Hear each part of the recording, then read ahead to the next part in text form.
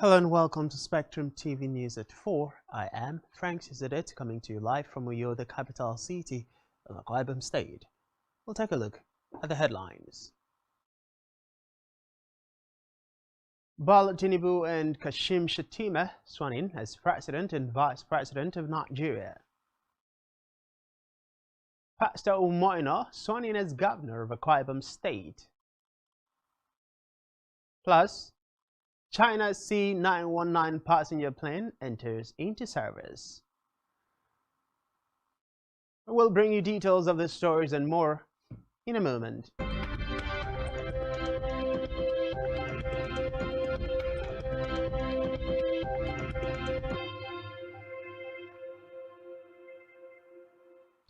Many thanks for joining us. First in the news this afternoon is an inauguration update where Bola Tinubu and Kashim Shettima have been sworn in as President and Vice President of Nigeria. The Chief Justice of Nigeria, Justice Olukayode Ariwola, administered the oath of office to Tinubu and his deputy Kashim Shettima at the swearing-in ceremony.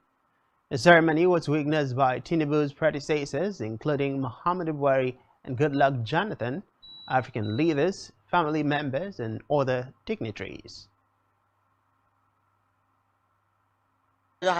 Because both of them are gender friendly, and they have, if you trace their track record,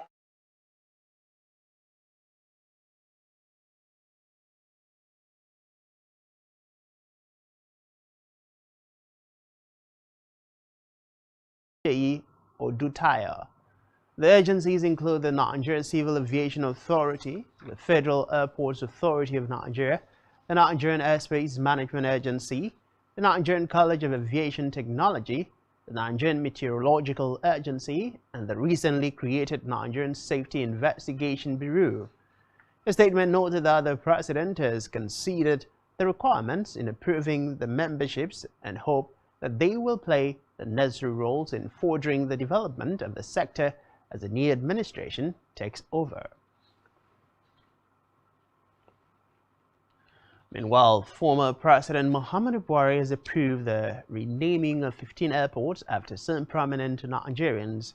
According to the head of press and public affairs of the Ministry of Aviation, Odutayo Oluseyi, the airports include Korea International Airport, named after Olumuyiwa Bennett Aliu, Benin International Airport, now known as Oba Akinzwa II, that's an international airport renamed Mohammed Nuhu Sanusi, Ebonyi International Airport known as Chuba Wilberforce, and Gombe International Airport renamed as Brigadier Zagari Malari, among others. From the Red Chambers, now the Senate has indicted the Federal Mortgage Bank F decision following the report of its Public Accounts Committee, chaired by Senator Matthew Orogide, PDP Edo South, after the consideration of 2018 report of the Auditor General for the Federation. The Senate panel then ordered the FMB to account for the sum of 3.0 billion naira contracts that were irregulated and irregularly awarded. And from the Green Chambers, the House of Representatives has approved an amendment to the Central Bank of Nigeria's emergency sitting in concurrence with the Senate, which held an emergency plenary to consider and approve some economic bills. The National Assembly made the move amidst alleged criticisms that the federal government had obtained WMAs beyond the 5% threshold of the CBN. According to the lawmakers, the act would enable the federal government to meet its immediate and future obligation in the approval of the Ways and Means by the National Assembly and advances to the federal government by the CBN. In a separate development, the Labour Party presidential candidate Peter Obi has urged the Nigerian judiciary to utilize the election cases before it to reaffirm its integrity. Obi, a former Anambra State governor, also urged Nigerians to face the current reality and seek ways to change the bad narrative through legal and acceptable means. The former governor made the call today, stressing that it is important for the Nigerian judiciary to prove its independence to Nigerians. And back here, Pastor Omar Basieno has been sworn in today as the 5th democratically elected governor of Akwa Ibom State. The event was held at the Godswill Akpabio International Stadium, Uyo. Before his election as the governor of the state, served in the State Executive Council as the Commissioner for Lands and Water Resources. We'll bring you more details in a subsequent bulletin.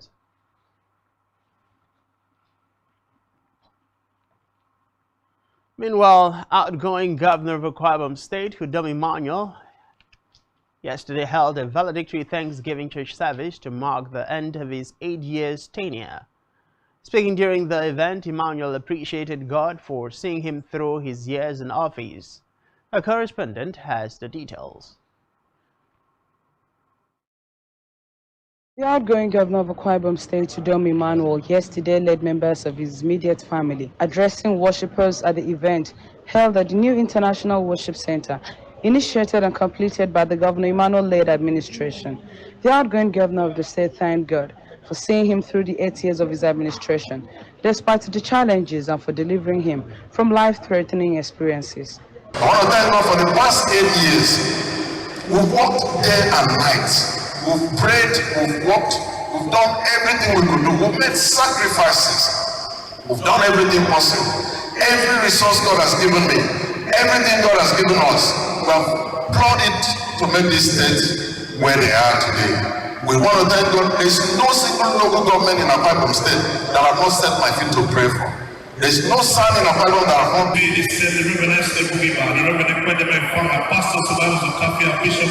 God has been faithful. He also used the occasion to thank God for giving him the ability to complete all programs he had for the state and the relative peace enjoyed in Akwa Ibom during his tenure. He stressed that the International Worship Center, which had attracted severe criticism. Thank you. We just want to give God all the glory.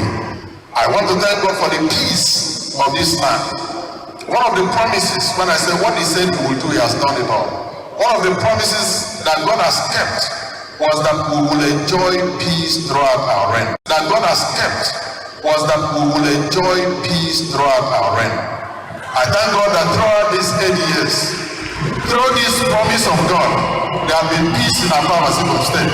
People have been able to sleep with their 2 eyes closed. God has been so faithful. Peace that passes human understanding. I stand here, as the preacher has said today, I say it is finished. We've done what we could have done based on our capacity as human beings. Today I'm coming here to tell God, thank you. That which you tell me to do, I've done it.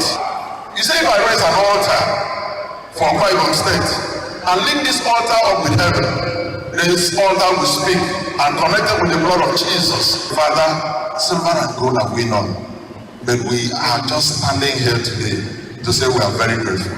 Dream over the warfare over this center.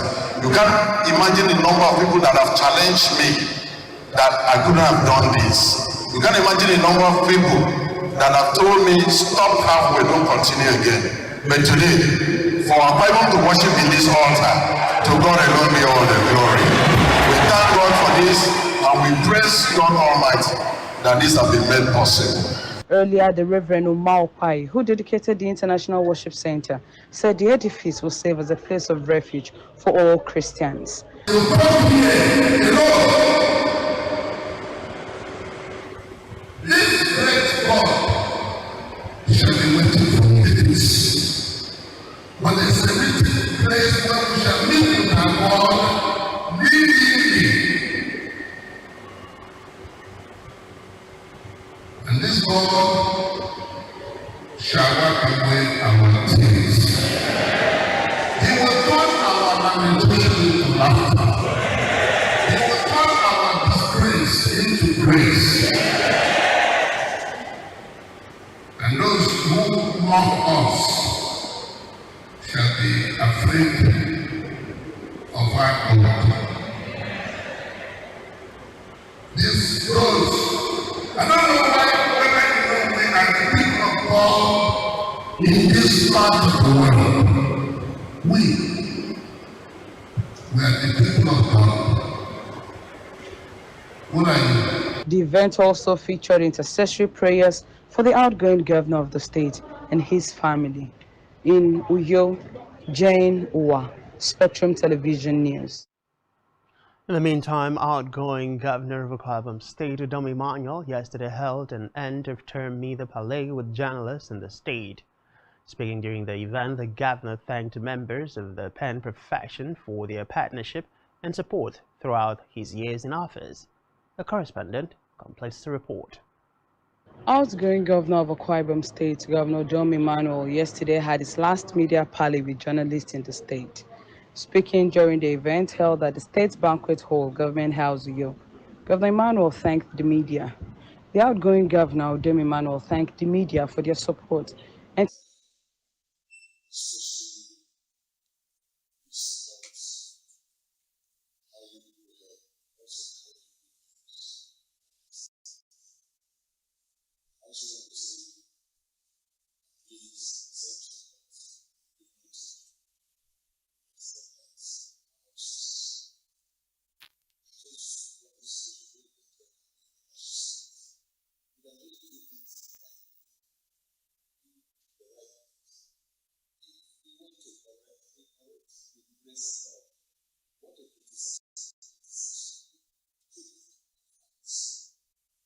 earlier, the state chairman of the Nigerian Union of Journalists, NUJ, Comrade Amos Etuk, commended the outgoing governor for his support and partnership with the union over the years. He prayed God to grant him success in his future endeavors.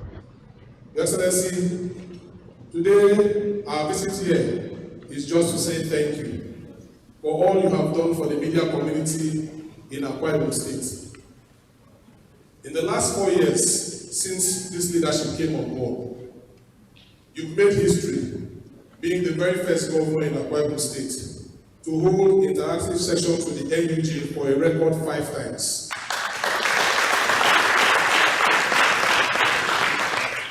The very first in the South and perhaps Nigeria.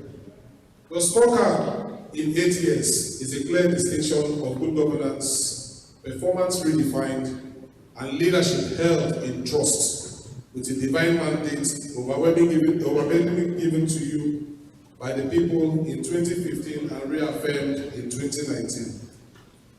Your Excellency, once again, we sincerely appreciate you for your sustained support to the Union all through your tenure, especially your commitment towards the completion of our auditorium project.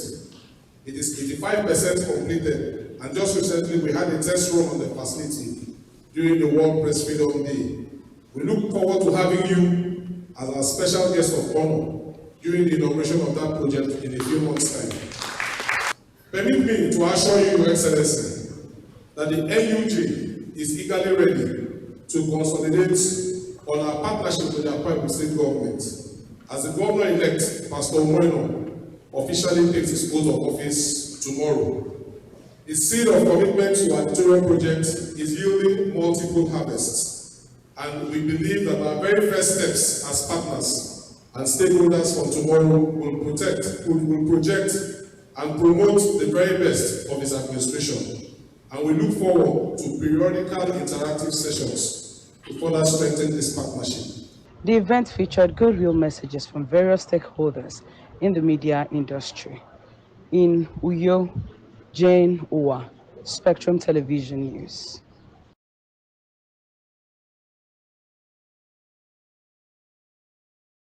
Move now to Africa, where Ghana President Nana Akufo-Addo has said that the $3 billion bailout fund from the International Monetary Fund (IMF) will not immediately address the country's economic challenges.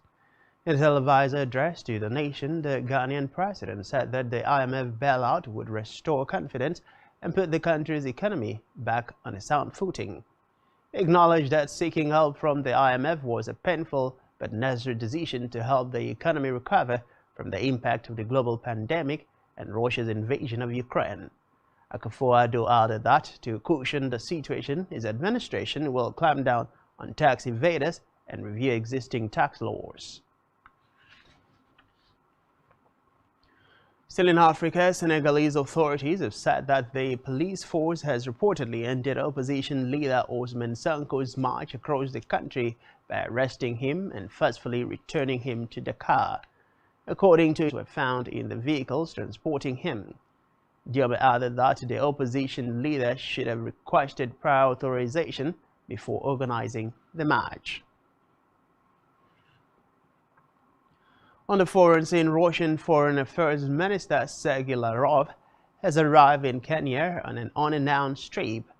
Moscow's Ministry of Foreign Affairs made the announcement of Lavrov's arrival in Nairobi via a tweet without giving further details on the visit, saying it will be a fruitful week for Russia-Kenya bilateral relations.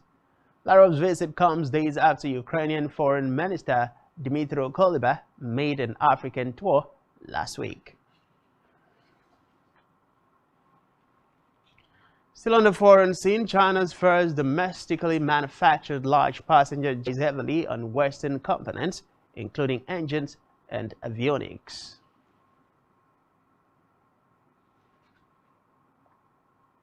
Still to come in the news, Chelsea draws Newcastle to close tough season in EPL. Do stay with us.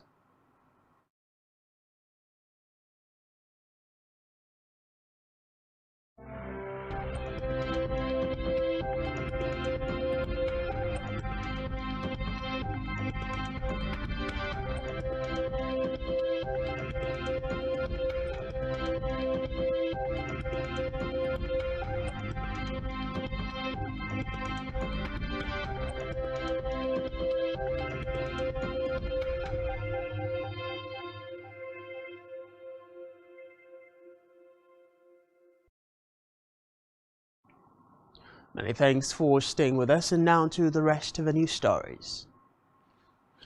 On a business news, the federal government has released and handed over a large crude carrier, MT Heroic Idun, to the owners, Idun Maritime Limited, after fulfilling the conditions of the plea bargain entered between them and the Nigerian government. Speaking of the handing over, the commanding officer, Forward Operating Base Bani Muhammad Adamu segment to end oil theft in the country. Adamu noted that the Nigerian Navy will continue to work in synergy with other maritime law enforcement agencies, natives of the Gulf of Guinea states, and strategic partners of Nigeria to ensure that she derives the maximum benefit from its natural resources in a vast maritime area. Still in business, the Nigeria Bureau of Statistics (NBS) has said that the infrastructural activities in the construction and real estate sector reduced by 7.4% in its contribution to Nigeria's real gross domestic product (GDP) in Q1 of 2023. According to latest data released by the NBS, the sector contributed a total of 8.33 trillion naira in the quarter compared to 9 trillion naira generated in the fourth quarter of 2022.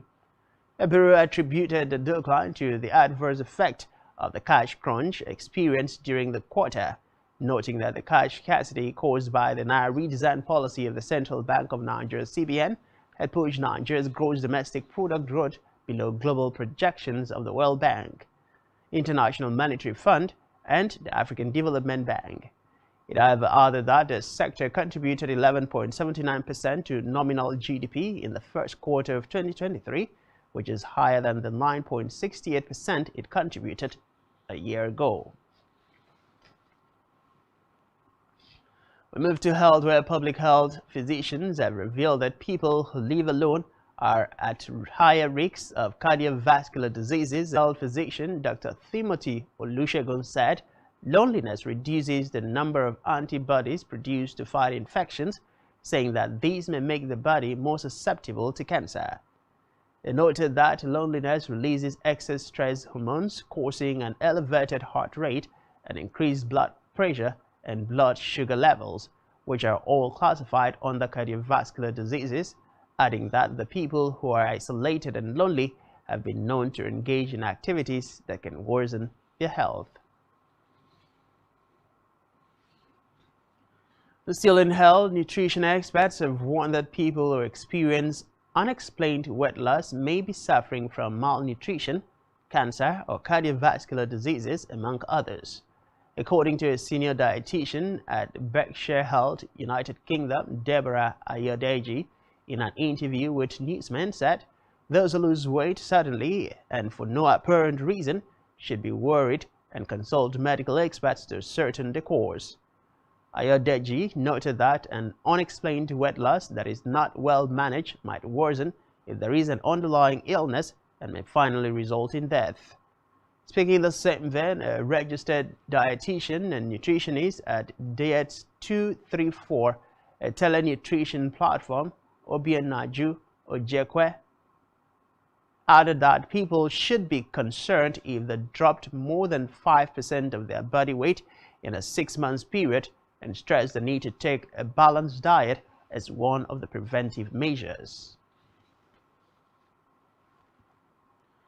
In sports, Borussia Dortmund's England midfielder Jude Bellingham has been named the Bundesliga Player of the Season.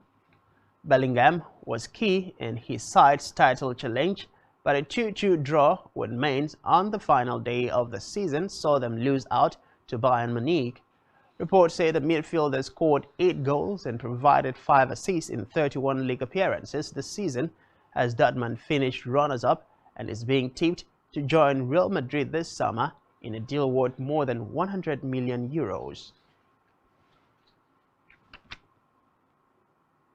Still in sports, Chelsea's interim manager Frank Lampard has said that the club's standards have dropped as it signed up with a draw against Newcastle United. Anthony Gordon opened his account for the Magpies before Kieran Trippier put through his own net to level it up. The result means Champions League-bound Newcastle finished 4th, while Chelsea end up in 12th and in the bottom half for the first time since 1995-1996. Newcastle took to the lead inside 9 minutes as Alan Saint-Maximin found Elliot Anderson on the overlap, and he crossed for Gordon to force home his first goal since a January move from Everton. Chelsea restored parity 18 minutes later as Enzo Fernandez's quick free kick released Raheem Sterling, and his drill cross from the right was deflected home by the unfortunate Trippier.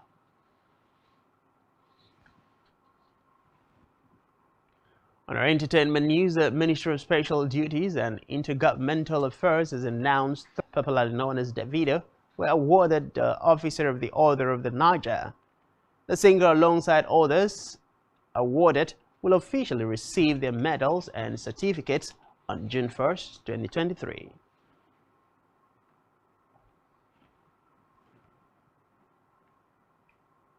And that's all we have for you this time. Do ensure to follow us on social media and subscribe to our YouTube channel, all of which you can find on our website, spectrumtv.ng. You've been watching Spectrum TV News at 4. I am Francis Edit. Many thanks for being there, and do enjoy the rest of your day.